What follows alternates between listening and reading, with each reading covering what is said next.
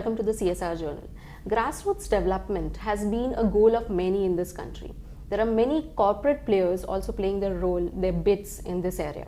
One such player is Piramal Group, which has been doing social activities in the rural and urban areas as well. Today we are going to speak to Mr. Paresh Parasnis, CEO of Piramal Foundation, and know about their goals and ideology behind their CSR activities. Hello and welcome, sir. Thank you. So we would like to know about the activities that you have been doing in the social area. I believe there are 4 major verticals. That's right. So if you can tell us about those verticals in details. Sure. So the Piramal Foundation in a structured form as the corporate philanthropy arm of the group started about 8 years ago, 2007. Today the work of the foundation covers, as you said, 4 areas. One is in education, where we work in the space of education leadership in government schools. So to amplify quickly, I will say that it's working with headmasters in government schools in helping them kind of discover or upgrade their leadership capacity with the ultimate aim of improving learning levels in government schools. That's number one. The second area is in the work of primary healthcare. Our idea in healthcare is really working with governments. So almost I would say more than 85–90% of our work in that space is with state governments. We work with 8 states today. And the idea is, how do we work with government in helping them improve the quality of healthcare or improve the efficiency at the last mile. So there's a lot of infrastructure which is out there, but how does one ensure that there's accessibility, affordability and quality of healthcare when it comes to remote, rural, vulnerable populations? So that's the second one. The third space that we are engaged in is in the clean drinking water space. So today almost 60% of Indians would still drink water from an untreated source. And how do you ensure that you get clean drinking water out to large parts of rural India or in the slums and resettlement colonies in urban locations where you don't have piped water access, where access itself could be an issue, where women may travel long distances, right? So how do you ensure that you create community level solutions both for filtration and distribution, but at the same time make it sustainable? So it's a, I would say it's a social enterprise that we have kind of route that we have taken, and the idea is to make it sustainable, not just depend on grant funding or on donations. And the fourth area that we work in is on women's empowerment. Within women's empowerment, I would say it's a very specific area where we are trying to work with rural women to help them improve their economic earning capacity. So we run a rural BPO in Junjunu, near Junjunu, in a remote part of Rajasthan, where we do work for corporates, where we do work for non-profits, other foundations, data entry, voice-based services, like any BPO, with the same level of quality, with the same level of productivity and turnaround times, but at a cost which is significantly lower. At the same time, it helps these women graduate their skills and so earn better in a way that they can support their families. So those are the 4 broad areas that we've been engaged in. But so you have these water dispensing ATMs. That's right. That sounds a little interesting. Yes. So how do you, if I have to get say 5 liters of water, so how do I go there and how do I fetch water? So the water ATM is a concept like a bank ATM, right? It's a standalone modular installation. It's not connected to necessarily the bank, the head office of the bank, like, right? The idea emerged from 2 or 3 things that we observed. One, women had to travel almost a kilometer or kilometers and a half to fetch water in rural areas. So how do you eliminate distance for the lady of the house who can do deploy her time better? In urban slums and resettlement communities, typically the source of water tends to be tanker water. And if you look at any of these communities, when the tanker arrives, there's such a mad scramble to get your share of water, resulting in fights, obviously, resulting in maybe getting a lower share of water. And at times, because you don't know when the tanker is going to arrive, the people are just kind of staying at home, hoping that they'll get their share and losing a day's wages. And losing a day's wages, 150–200 rupees. Now, And at the end of the day, the quality is not yet certain. Yeah. It's not certain at all. So you still end up incurring medical expenses, Correct. right? Now, combination of these three things led to the development of the WaterATM. So the WaterATM, as I said, is a standalone modular device. So there's it works on solar power because large parts of India don't have grid power. So it works on solar power. There's a tank, obviously, which stores the water, which gets cleaned and refilled at regular intervals depending on the offtake of water, because water beyond a certain number of hours is not fit for consumption. So you would flush it out and fill it with fresh water. So there is a tank, and essentially because there is a local supply of the tank, it works on solar, so it's 24/7.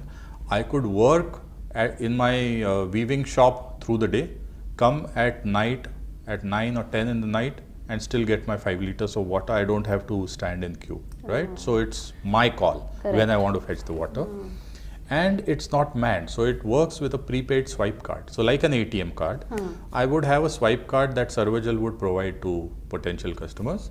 It would be loaded, let's say, with 10 rupees, 50 rupees, 100 rupees, whatever you can afford, not great amounts, which you can top up at a local Kirana store, right? And the moment you swipe the card, it will say your balance is 45 rupees. You're taking 5 liters of water at, let's say, 50 paisa. It will deduct 2.5 rupees from your card.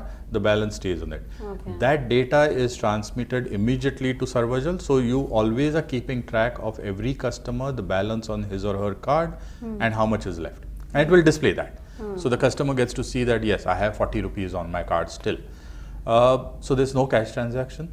We are then eliminating the possibility of overcharging by the local franchisee. Correct. Because it's very easy that no one is around. Let me charge 2 rupees because she's in dire need for water. That gets eliminated. For a conglomerate like Piramal, which has its presence in healthcare to reality, there are a variety of businesses. But I would like to know what is that the group ensures to see that there is sustainable business along with sustainable environment and responsible business. Right, interesting question. So to answer that, I would step back and really talk about the overarching purpose of the group. And the overarching purpose of the group, as we have articulated it, is really doing well and doing good. And what causes a positive change in society.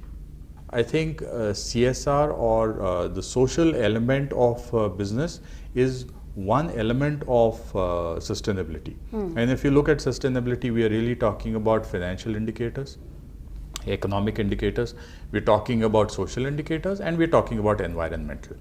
And all these have to go in tandem to really make it a sustainable business. So yes, there is a team within Piramal Enterprises which focuses on the environmental aspects. So if you're running a plant, how do you ensure lower energy consumption, waste treatment, so on and so forth, which are the environmental factors that we would be engaged in.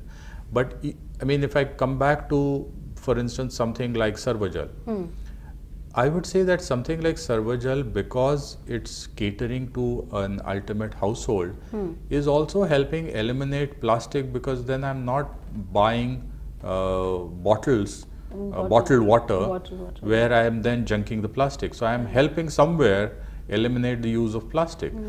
So unless you kind of put all these elements together, you will never have a sustainable business.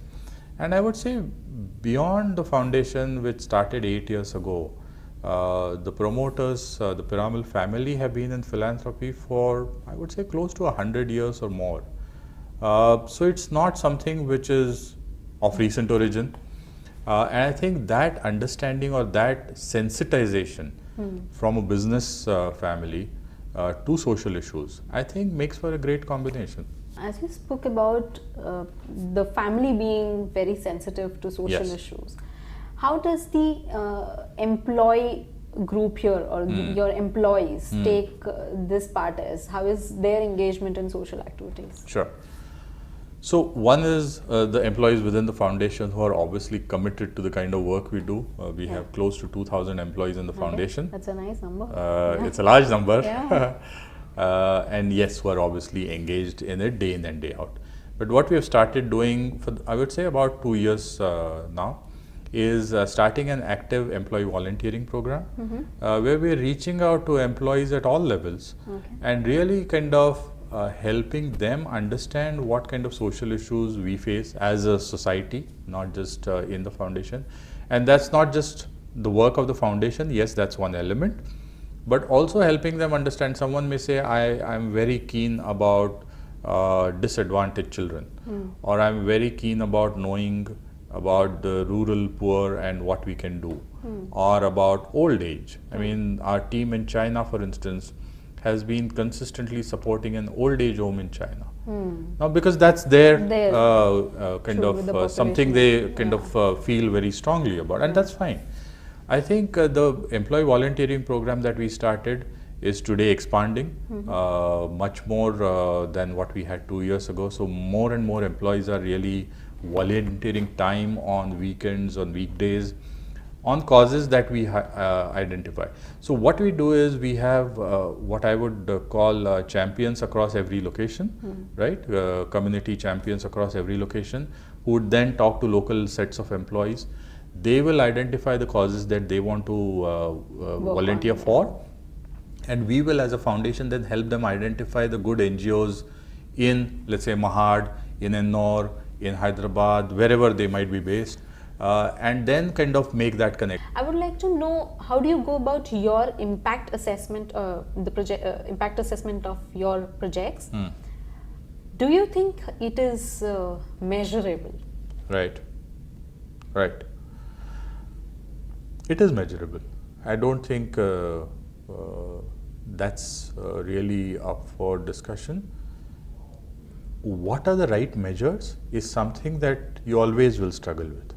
I think there are measures which are quantitative that you can.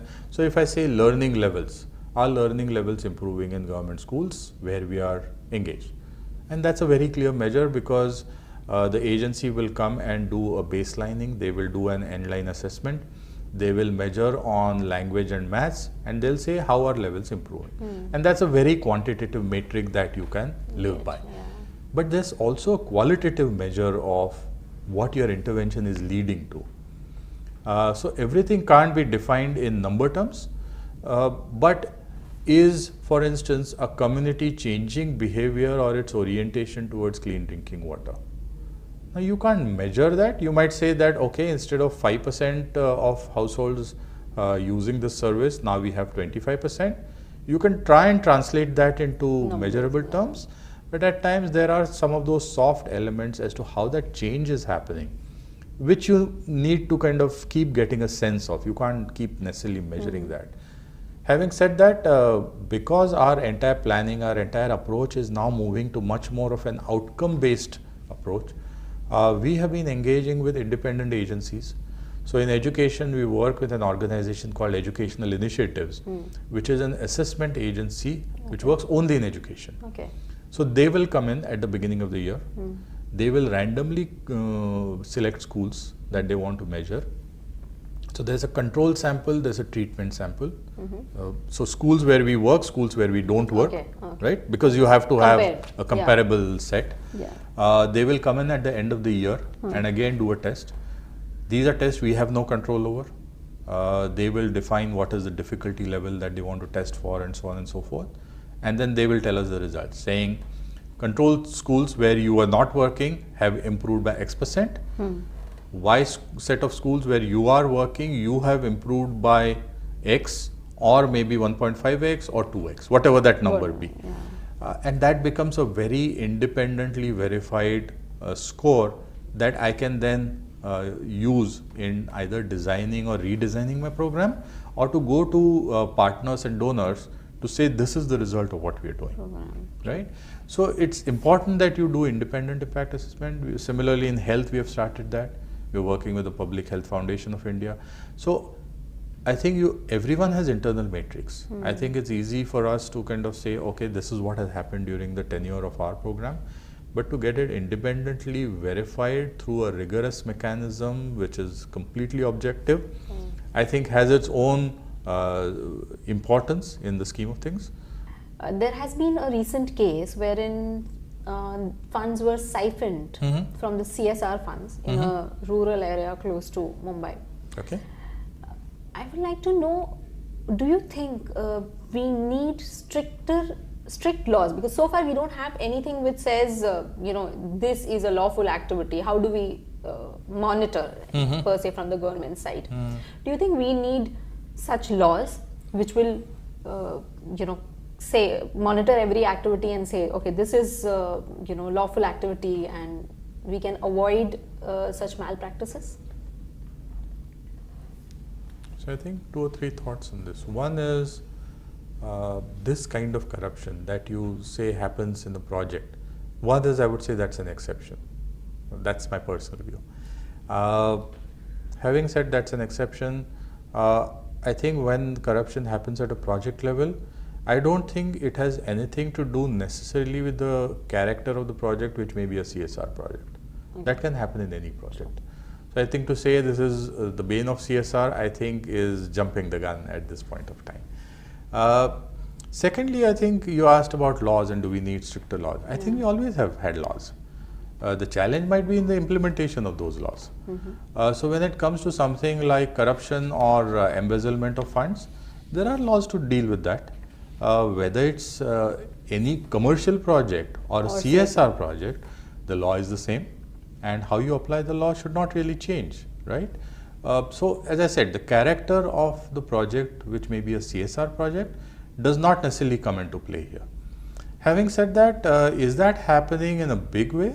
I would tend to say not. Someone chooses not to ensure that funds are being utilized and projects are being implemented in the right fashion, I think that company or that committee is doing so at its own peril. The law will still expect them to do that very, very diligently. So I think there are checks and balances within the structure today, within the Companies Act, within what SEBI requires you to do in terms of corporate governance, in terms of the reporting at the end of the year. The chairman of the committee has to sign off what has happened and how money has been utilized. So I think the checks and balances are there. I think these kind of local incidents in terms of corruption, yes, you will have the black sheep once in a while, and I think there are laws to handle that. I don't think it's a specific issue only of CSR. Okay. Now talking about the other mandate, I mean, which 2%, do you think we need stricter legal framework to ensure that the 2% is spent? And do you think penalization is the way ahead? I think it's, again, early is my view. Okay. The reason I'm saying that is because let's understand that India is the first country in the world which has a mandated CSR law. True. Right? So having implemented that last year, having told companies that you have to devote 2% of your funding or profits to CSR, I think we have made a beginning that I'm sure the world is looking at. Yes, we have left it as a self-regulatory thing. Many companies have not fulfilled that 2% criteria. I think that's very clear from the reporting that has happened. But I think to jump into a penal provision immediately within a year's time, 2 years' time, I think is to my mind a little putting the cart before the horse. I think we need to create an ecosystem where companies start thinking about CSR not as an obligation, but as something which benefits their business at the end of the day, which benefits the community, because all of us exist in that community. And unless you create that ecosystem, help them think differently, and then help them understand how projects can be designed and be implemented, I think starting to penalize them is really going to be taking it in a very different direction. I think it's very early to even talk on those lines. Okay. We would like to know what difference has the mandate brought in terms of budget and also in terms of voting ways for the CSR activities. The foundation has been doing activities much before the 2% CSR law, Sure. right? So all along the company and the family have been committed to social issues. As I said, not just 2007 when the foundation was started in a structured form, but even earlier. Having said that, what we are investing in these initiatives through the foundation today is far beyond the 2%. If you look at the 2% requirement for the last financial year, that I'm talking about 14-15, it was actually negative. It was zero requirement because under the rules it has to be an average of 3 years profits. Right. The average of 3 years profits was actually a negative number. Okay. So there was no requirement of 2%. Okay. But despite that, the company invested a large share of its resources in the foundation and its activities. So for us, frankly, at the Piramal Foundation, the Piramal Group, the 2% has not changed anything in terms of how we approach the work of the foundation, in terms of the resources that we commit, in terms of the rigor that we have put into the work that we have done. Yes, there are certain mandatory things like the CSR committee and so on and so forth, the reporting that you have to go through, but I think that's a very natural extension of the work that you do. Okay. So for us, it really hasn't made any difference in terms of financial commitments. Our commitments have kept growing by the year and they'll continue to. You as a professional have been on the business side, the commerce side of the business earlier at HDFC. We would like to know what is the difference that you feel coming here in the social side of the business now? At that point of time, I used to also be involved in kind of spearheading our initiatives on rural insurance because that was a mandate for the company. Okay. And we used to work with microfinance institutions, with NGOs. I think that gave me a much better understanding of, at times, the reality which we are not exposed to. What can I do to help some of the other disadvantaged constituents to have a better future is where that drive really came from. And that's when I kind of decided to move into this sector in 2012. And how do you find it? Very exciting. As I said, the challenges of making change happen here are much more daunting. And to that extent, I think anyone who loves a challenge should be in this sector. Oh. What does CSR mean to you? I will go back to the original purpose of the group, and which is really doing well and doing good and making a positive contribution to society. For us, it's underpinned by our values of knowledge, action and care. And that really means that CSR, if it means bringing about change in any of the social issues that you are engaged in, you have to back people. You have to back them not just with money but with your unstinted support. While you're backing them, there will be a risk of failure, but how do you learn from those failures and still innovate to come up with better solutions? I think to me that is the role of CSR. As I said, much more strategic than taking a very project-oriented view. Okay. It was really nice talking to you, so thank you for giving us your time. My pleasure. Thank you.